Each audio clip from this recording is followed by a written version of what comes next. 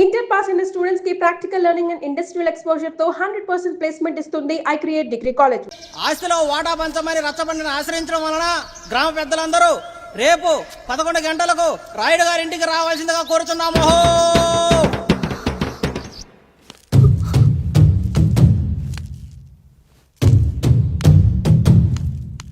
ఎందుకొచ్చారు?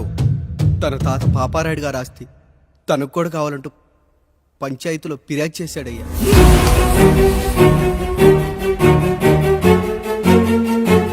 మస్తా గారు ఆ దస్తావేజులు ఇవ్వండి. అయ్యా మరి మా సంగతి ఏంటి? అడగరేంటి? అవునన్నయ్య, ఈరోజు మీ పన్మేష్ కొడుకొచ్చాడు, రేపు ఆ పాలదం కూతురు వస్తుంది. ఇలా వచ్చినోళ్ళంతా మీ సంతానమని తెలిసాక అదిగో ఆ కాముడు చెప్పినట్టు మా ఆయన వాటా కిందో బాత్రూము, నాకో సబ్బు బిల్ల, నా పుట్టబోయే బిడ్డకో బొట్టు బిల్ల, ఇదే మిగులుతుంది. అయినా ఊరి జనాభా కన్నా అన్నయ్య పిల్లల సంఖ్య ఎక్కువైపోతుంది. వాళ్ళందరూ ఇంటి మీదకి వచ్చే లోపు మా ఆస్తి మాకు ఇచ్చేస్తే మా బతుకులు మేము బతికేస్తాంగా. అవునన్నయ్య, మా ఆస్తి మాకు కావాలంతే. ఎవరిని పట్టుకుని ఏం మాట్లాడుతున్నారయ్యా? ఉన్నప్పటి నుంచి ఆయన మిమ్మల్ని సాగుతూ ఉన్నారు. ఈ రోజు పెరిగి పండయ్యాక మా దారి మేము చూసుకుంటా ఉండడం న్యాయం కాదయ్యా, న్యాయం కాదు. ఏ ఆయన నీకో కొడుకునిచ్చాడా? వాడి పేరేంటి? ఐఫోనా?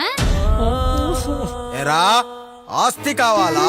4 బ్రష్లతో తోముకుంటే ఎక్కడ విడిపోతామో అని నా బ్రష్ టూత్ పేస్ట్ నీకు త్యాగం చేసినప్పుడు అప్పుడు అడగాల్సిందిరా అన్నయ్య ఆస్తి కావాలి అని.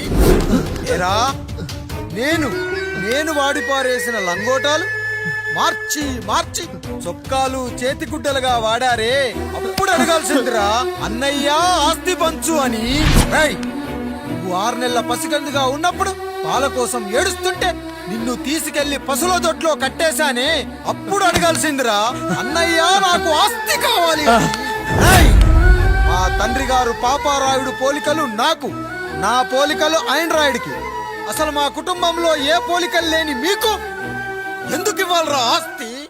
ఆస్తి లేదు, గీస్తి లేదు. Get out, get out, get out, get out, get out, get out అని నేను అనొచ్చు, కానీ అనగలనట్రా? అనలేను. ఎందుకంటే మీరంతా నా తమ్ముళ్ళు, నా చెల్లెళ్ళు. రక్తం తాగిన దోమ కూడా వెళ్ళేటప్పుడు కృతజ్ఞతగా ఏ మలేరియానో టైఫాయిడో వదిలి వెళ్తుంది. కానీ రక్తం పంచుకొని పుట్టిన మీరు ఈ అన్నయ్య కోసం ఆస్తి కూడా వదల్లేకపోతున్నారు కదరా. గుమస్తా గారు, నా యావదాస్తి నా తమ్ముళ్లకు చెల్లెళ్లకు వాళ్ళ పేర్ల మీద రాయండి. నాకు చిల్లి గవ్వ కూడా అక్కర్లేదు. ఇక ఈ ఇంటికి నాకు ఎటువంటి సంబంధం లేదు. లక్ష్మి, సావిత్రి, మీ చీరలు విప్పేయండి. ఇక్కడికి వచ్చేటప్పుడు ఏ చీరలు కట్టుకున్నారో వెళ్ళేటప్పుడు కూడా అదే చీరలు కట్టుకోండి. వెళ్ళిపోదాం. దస్తావేజులు తీసుకురండి.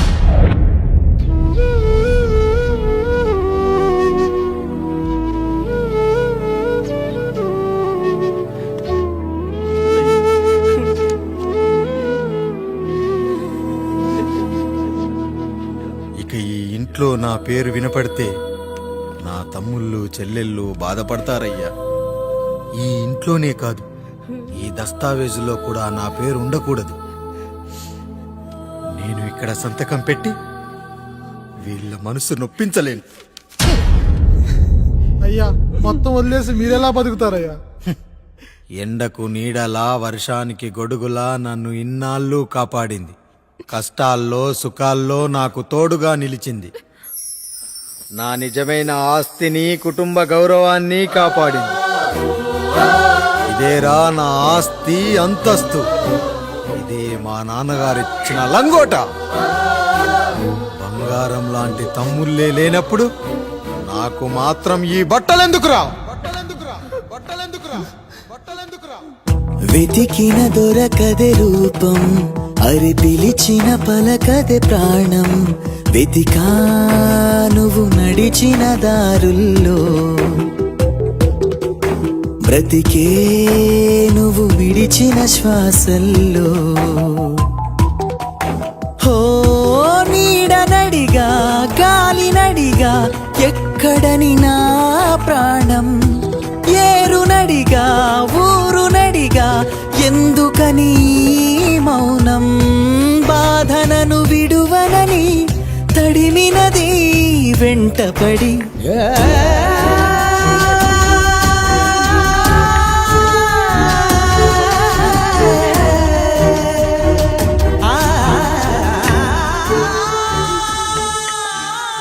ఏమండి పప్పులో మీ చెమట పడుతుందండి. ఇడ్లీలో 2 చెంచాల ఉప్పు తగ్గించు లక్ష్మి. ఎలాగో మనం పేదోళ్ళమే కదా, కనీసం ఉప్పు ఖర్చైనా తగ్గుతుందనుకో.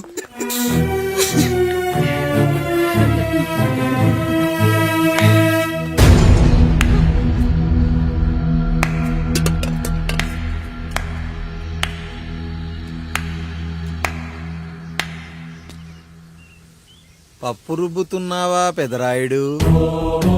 ఎవడికైనా చేసిన పాపం పండుతుంది అంటారు, నీకు మాత్రం అదిగో అలా పిండయింది. అరే రే రే రే రే, చేతి నిండా భార్యలు, ఇంటి నిండా బంధువులు, బీరువా నిండా డబ్బులు, ఊరి నిండా జనాలు. ఏరి ఎక్కడ ఇంటర్వెల్ ముందు ఇంటర్ చదివే కుర్రాడు ఏదో ఆవేశంగా డైలాగులు చెప్పాడు, సెకండ్ హాఫ్ కు మర్చిపోతాడు అనుకున్నావు కదూ?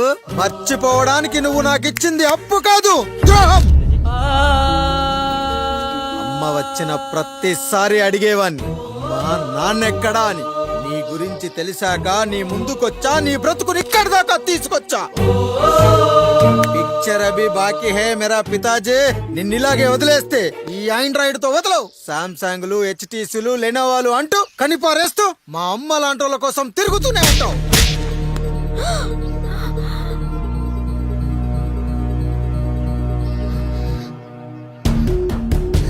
అమ్మా అమ్మా ఛీ, నన్నలా పిలవకురా.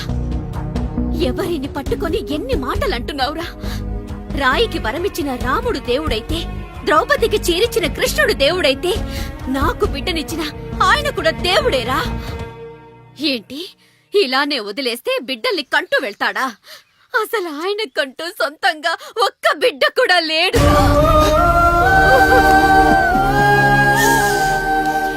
అసలు ఏం జరిగిందో తెలుసా? మీరుండండి, ఉండండి. మొదటి భార్యని చేసుకున్నాక పిల్లలు పుట్టలేదని రెండో పెళ్లి చేసుకున్నారు. ఆవిడకి పుట్టలేదు. మూడోసారైనా తగులుతుందనుకున్నాం, తనకే పుట్టలేదు. పిల్లల కోసం పెళ్ళాలని మార్చాడే కాని వాళ్ళని వదిలేయలేదురా. అదిరా మా పెద్దయ్య మనసు. ఆయన దగ్గర బాణం ఉంది కానీ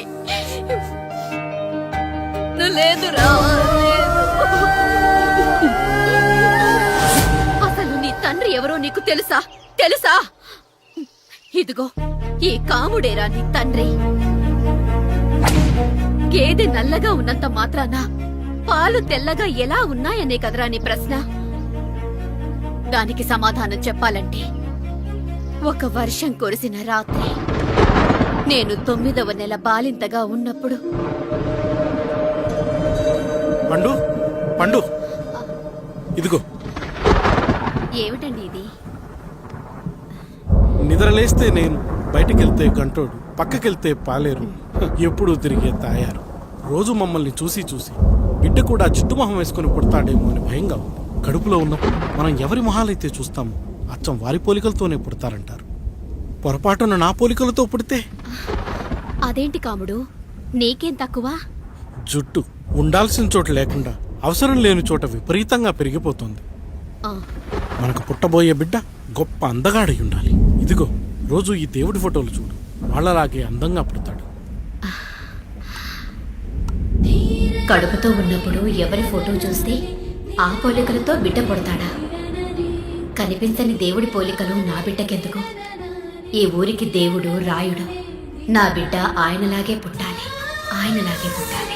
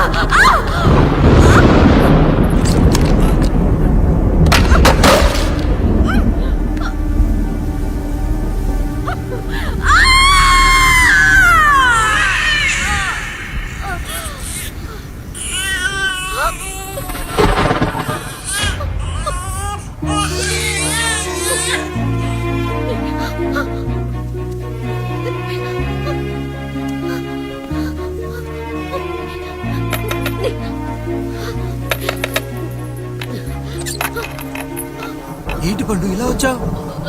అయ్యా తప్పు జరిగిపోయింది పెద్దయ్యా. ఏం జరిగింది? అసలే నువ్వు ఒట్టి మనిషి కూడా కాదు. ఒక్కసారి ఇటు చూడండి అయ్యా.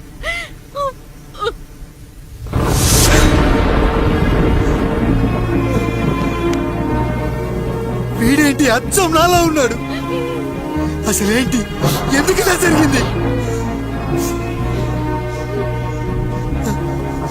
నువ్వు ఎప్పుడైనా చీకట్లో పంపు సైడ్ దగ్గరికి వచ్చావా? మరి అమలాపురంలో శివాలయం దగ్గర రత్నాలు నీకేమైనా అమ్మవుతుందా? లేదు. పిఠాపురంలో పద్మ, రామాపురంలో లక్ష్మి, కాకినాడలో సుజాత. అయ్యో దేవుడా, అయ్యా అసలు ఇదంతా ఎలా జరిగింది పండు? అయ్యా ఇదంతా కాముడి వల్లే అయ్యా, కాముడి వల్లే. కాముడా? కాముడు కుటుంబానికి నాకు ఏం గుర్తు రావట్లేదే. ఎన్నని గుర్తు పెట్టుకోగలను నేను మాత్రం?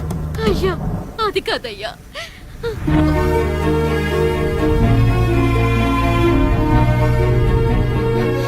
అలా రోజు మీ ఫోటో చూసి చూసి అచ్చం మీలాగే పుట్టాడు. అయ్యో, నా పోలికతో బిడ్డ కావాలనుకోవడం ఏంటి పండు? నువ్విలా చేయడం ఏంటి పండు? పోలికల కోసం ఫోటోలు ఎందుకు చూసావు పండు? అందుకే కదయ్యా ముందు ఆ డైలాగ్ చెప్పాను, తప్పు జరిగిందని. ఇప్పుడు ఏం చెయ్యాలయ్యా? స్వచ్ఛమైన మన ప్రేమను ఈ పాడులోకం అర్థం చేసుకోదు. కనీసం మీ ఇద్దరి జీవితం బాగున్నా ఆనందపడేవాని. వీణ్ణి ఇక్కడ ఉంచొద్దు పండు, బయటికి పంపించు. బయటికి పంపించి బాగా చదివించు, గొప్పవాణ్ణి చెయ్యి. వీడికి అయ్యే ఖర్చంతా నేనే భరిస్తా. అవసరమైతే ఆ డబ్బు కాముడి జీతంలో వచ్చేద్దాం. అయ్యా వెళ్లే ముందు వీడికొక పేరు పెట్టండి అయ్యా. వీడు ఇంకో రాయుడు, అంటే ఇంగ్లీష్ లో అండ్ రాయుడు, అండ్ రాయుడు.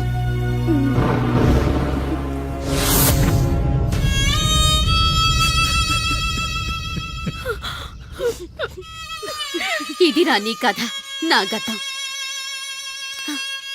నిన్ను చదివించడం కోసం ఆయన మీ నాన్న జీతంలోంచి నెలకి 3,000, 4,000 కోసేసిచ్చేవారు.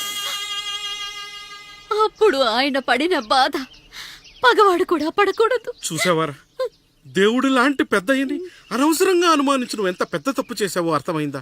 ఒకడు నిమ్మకాయ పెట్టి పసుపు వేసి ఉప్పు కలిపి పులిహోర చేయొచ్చు, కానీ ఆ పులిహోర ఎప్పటికీ దేవుడి ప్రసాదం. నువ్వు ఆ దేవుడి ప్రసాదం, ఇక ఆయనే మీ నాన్న. చూసావా అమ్మా, ఈ రోజు నుంచి నాకు 3 అమ్మలు, 2 నాన్నలు. నీకు మాత్రం ఒక్కడే భర్త, నాన్నకు మాత్రం ఒక్కటే భార్య. మా నాయనే. అయ్యా, బిడ్డను ఒక్కసారి ఎత్తుకొని తిప్పండి అయ్యా. బాబు, నాన్నా,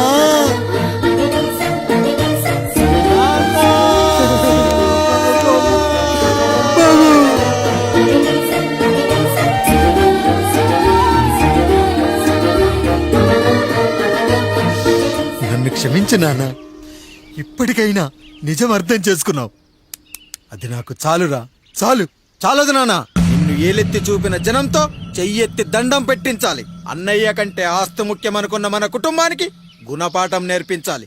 ఇక నాకు వదిలే నాన్న, నేను చూసుకుంటా.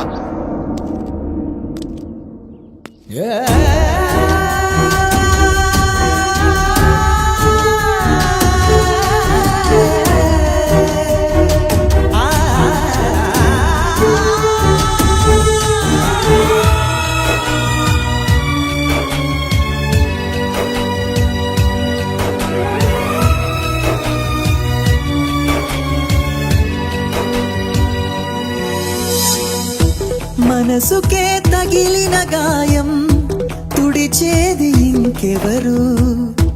మనిషిలో పెరిగిన ద్వేషం తొలచేది ఇంకెవరు? గుండెలో పగిలిందా కన్నీటి పర్వతమే, ఓదార్పు కరువయ్యే బంధాల సంద్రములో. జాలి లేదు, కరుణ లేదు, ఈ స్వార్థ బాధ మనుషులలోన గురుతులేవి మనుగడేది ఈ మనిషి మంచితనాన బాధనను విడువనని నవ్వినది వెంటపడి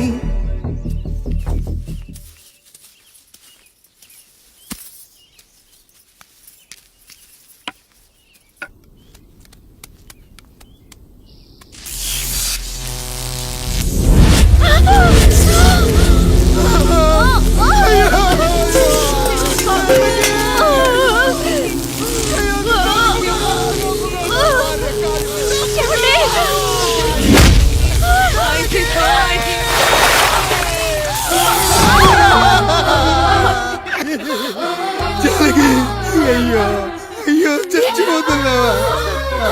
ఎందుకు ఇలా జరుగుతుందండి? నీ మనసులో మాట నాకు తెలియదా? నేను చచ్చిపోతున్నాను, మీరు ఇంకో పెళ్లి చేసుకోండి అని అంటావు కదా. అయ్యో మరి ఏంటి జాలకి? హాస్పిటల్కి తీసుకెళ్ళండి.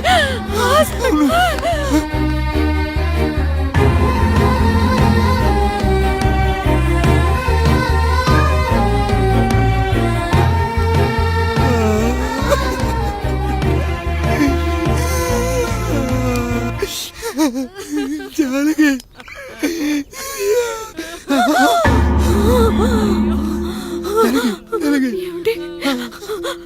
నేను వెళ్ళిపోతున్నాను.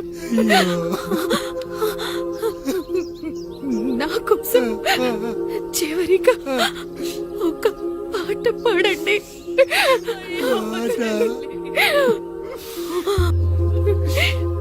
ఎల్లరిని ఏదరికి చేర్చిన సంగ్రామం. కష్టాల్లో కూడా మీరు కన్నీళ్ళు పెట్టకూడదండి. వెళ్ళే ముందు అక్కతో కలిసి ఒక మంచి ఊపున్న పాట పాడండి.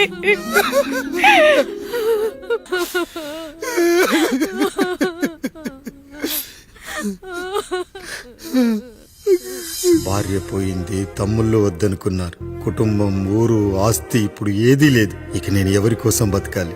ఏ కరెంటు నా భార్యను పొట్టన పెట్టుకుందో అదే కరెంటు నా చావును కోరుకుంటుందో. నా చావుతో అయినా నా తమ్ముళ్ళు, నా జనం నన్ను అర్థం చేసుకోగలిగితే చాలు. ఉంటాను, ఉంటాను.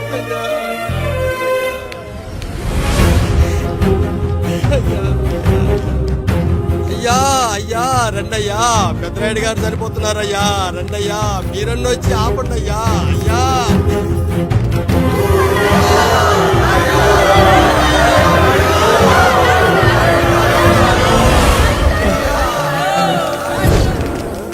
ప్రజల్లారా, నా బిడ్డల్లారా, నా జీవితం మీకే అంకితం. మళ్ళీ జన్మంటూ ఉంటే మీకోసం తిరిగి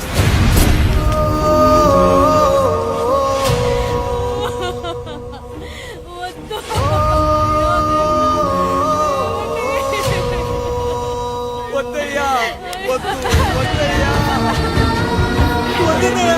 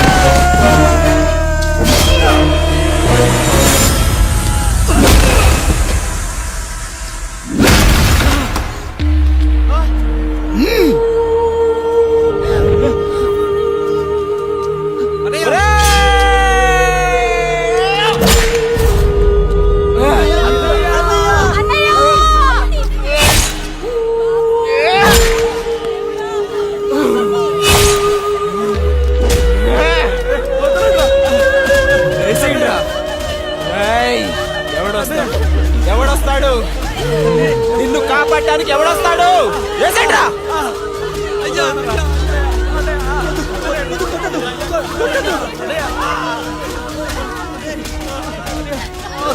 కష్టం వస్తే ఒక్కసారి నాన్న అని పిలవరా, ఆ సమాధిలోంచైనా లేచొస్తా.